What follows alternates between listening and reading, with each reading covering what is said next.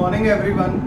Now today we are going to discuss the topic output or unit costing.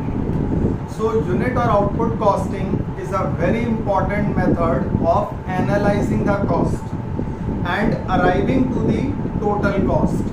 So here all the different elements of expenditure are analyzed to arrive to the total cost.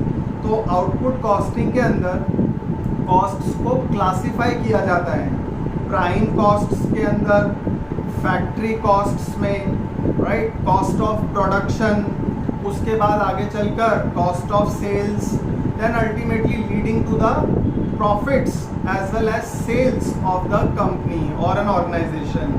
तो output costing is a very important model to find out the sales, to find out the different elements of cost. और जैसा कि आपको बताया कि यहाँ पर total cost निकाली जाती है और उसके लिए हमें कॉस्ट को क्लासिफाई करना होता है प्राइम कॉस्ट के अंदर. प्राइम कॉस्ट में आते हैं direct material, direct wages, direct expenses. तो पहले प्राइम कॉस्ट, उसके बाद जब प्राइम कॉस्ट आ जाती है तो उसमें फैक्ट्री ओवरहेड्स को ऐड किया जाता है. उससे आती है फिर फैक्ट्री कॉस्ट और वर्क्स कॉस्ट. फैक्ट्री कॉस्ट आने के बाद फिर ऑफिस और एडमिनिस्ट्रेशन ओवरहेड्स को ऐड किया जाता है. Then we arrive to the cost of production. उसके बाद उसमें opening stock of finish good add किए जाते हैं और लेस किए जाते हैं closing stock of finish good. Then we come to production cost of goods sold. और कॉस्ट ऑफ गुड्स सोल्ड आने के बाद फिर selling and distribution overheads add किए जाते हैं. Then comes the cost of sales और उसके अंदर प्रॉफिट मार्जिन ऐड करने के बाद आती है सेल्स और selling price. Meanwhile cost per unit can also be calculated. Cost per unit कैसे कैलकुलेट की जाती है? We sum up all the elements of cost. सारे एलिमेंट्स जितने भी होते हैं कॉस्ट के उनको ऐड करने के बाद आती है टोटल कॉस्ट. और उसको जब हम टोटल आउटपुट यानी कि नंबर ऑफ यूनिट से डिवाइड कर देते हैं तो हमारे पास आ जाती है cost per unit. So we will be dealing with the practical portion in our coming lectures, but today our focus is to understand the basic format of cost sheet, right? तो जो भी हम costs calculate करेंगे वो cost sheet की help से calculate करेंगे. The cost sheet is right in front of you. cost sheet के अंदर सबसे पहले तो जो segment आता है वो आता है direct cost का, right? Now what exactly a cost sheet is? Remember, a cost sheet basically it's a statement that provides a logical, detailed and systematic presentation of various elements of cost, right? And that information is obtained from the records of the organization, and it's a statement that is designed to show the output of a particular accounting period along with breakup of the cost. तो यहाँ पर breakup of the cost बड़ा ज़रूरी है, जो आपको बताया था, जो कि हो सकता है प्राइम कॉस्ट में, फैक्ट्री कॉस्ट्स के अंदर, then cost of production, cost of goods sold, cost of sales, ultimately arriving to the sales after adding up the profit margin. अब ये प्राइम कॉस्ट क्या है? Remember, prime costs, now the aggregate of all the direct costs, मतलब सारी direct cost का total कर देते हैं.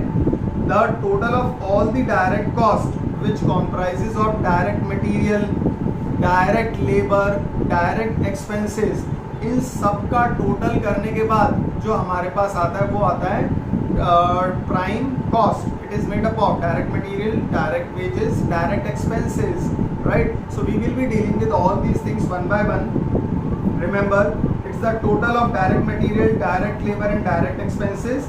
The purpose of determining the prime cost is to know about the share or the proportion of direct cost in the total cost of production. Now remember, it is also called as basic cost, first cost or flat cost, right? उसके बाद आपको ये ध्यान रखना है, prime cost direct material, direct labour, direct expenses को add करके आती है. देन फैक्ट्री कॉस्ट और इसका दूसरा नाम होता है works cost. Now factory cost is the total of prime cost and factory और works overheads. Now they include indirect material cost, indirect labor cost, indirect expenses which are added to the prime cost. It is also called as total manufacturing cost. तो factory cost का मतलब है जो हमारे पास prime cost आई है उसके अंदर हम ये सारे फैक्ट्री ओवरहेड्स, इनको वर्क्स ओवरहेड भी बोला जाता है, फैक्ट्री ओवरहेड्स को ऐड कर देते हैं, right. We will be also dealing with factory overheads.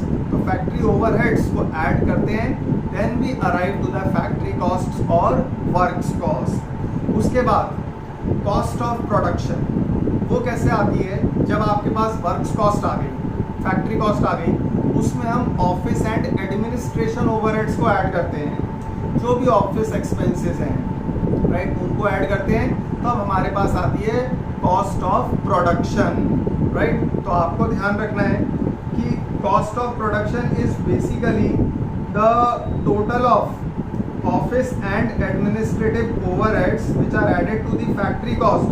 In other words, the cost of production is the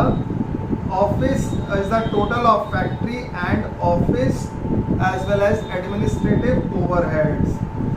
अब ये सारी चीज़ें तो धीरे धीरे आप कैलकुलेट करना सीखेंगे, लेकिन कुछ एडवांटेजेस कॉस्ट शीट की ध्यान रखिएगा।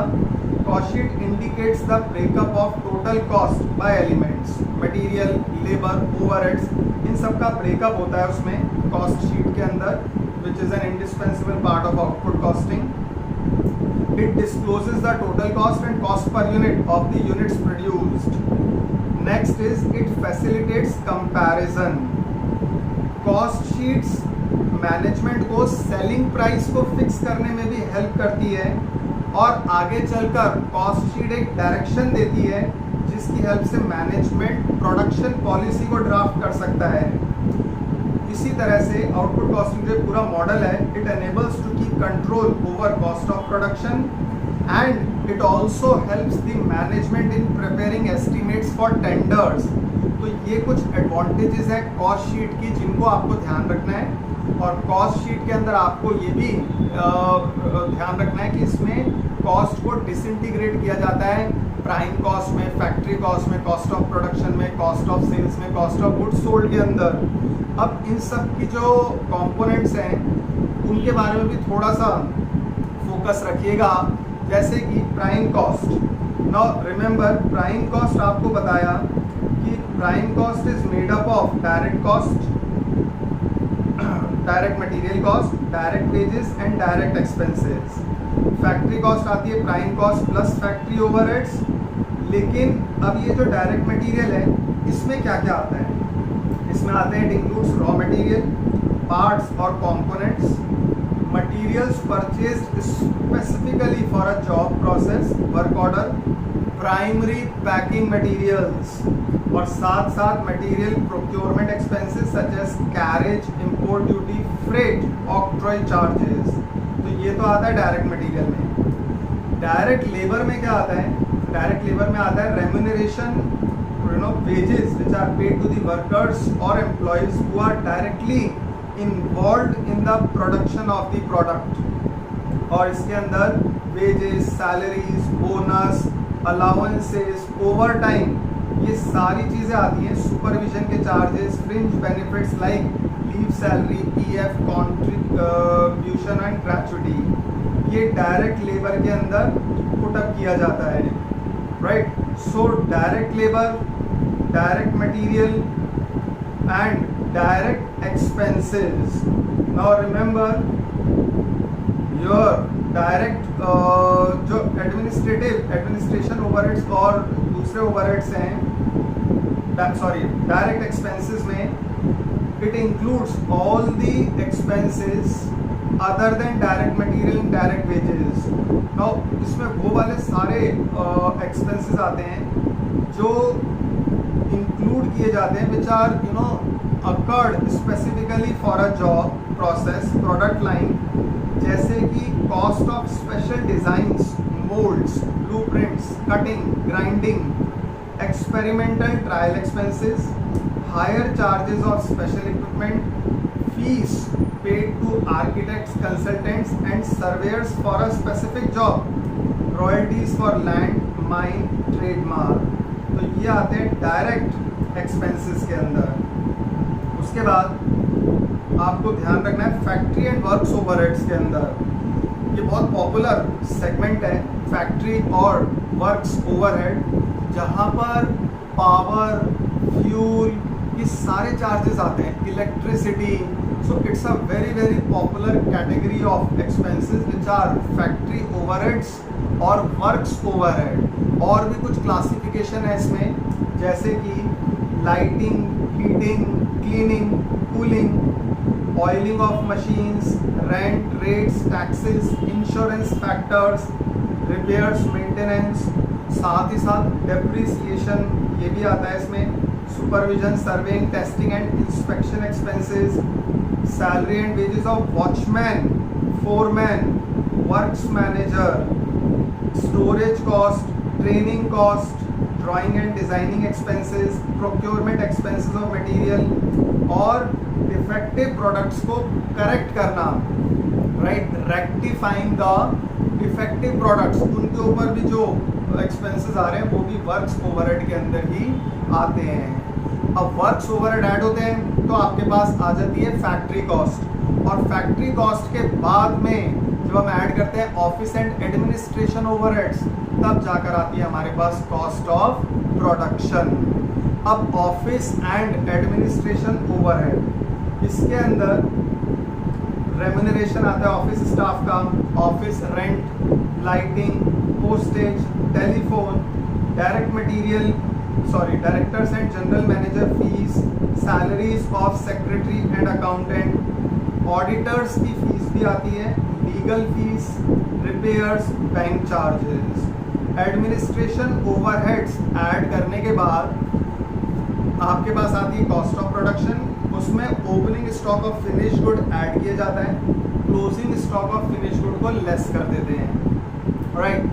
Then we arrive to cost of good sold, और उसमें जब आप सेलिंग एंड डिस्ट्रीब्यूशन ओवरहेड्स को ऐड करते हैं तब आती है आपके पास कॉस्ट ऑफ सेल्स। अब सेलिंग एंड डिस्ट्रीब्यूशन ओवरहेड्स में क्या आता है, सेलिंग एंड डिस्ट्रीब्यूशन में आता है selling and commission of salesman, agent, travelling expenses, free samples, showroom and display expenses, advertising, right, trade fairs and exhibition conduct करने में जो चार्जेस हैं, packing expenses, carriage, freight on goods sold, discounts, collection charges, यहाँ तक कि bad debts भी आ जाते हैं, discounts as well as rents, salaries, electricity, stationery, postage, telephone charges in sales office, then repairs, maintenance, insurance and depreciation of assets which are involved in the sales department।